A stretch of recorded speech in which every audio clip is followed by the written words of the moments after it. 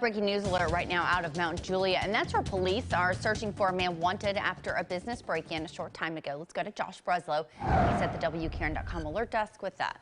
Yeah, that's right. This is now an active search that is underway. Police just telling us here that a rifle and handguns, not sure how many, were stolen from that business in Mount Juliet not too long ago. Here is what we know. Officers did respond right after 3:30 this morning to a break-in at a business over on Athens Drive. I imagine it's a gun business, but they have not said just yet.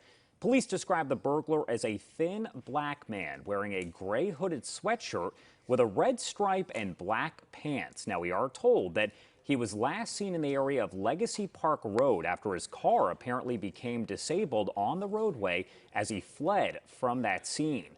The burglar was captured on surveillance video, stealing a rifle and handguns from the business.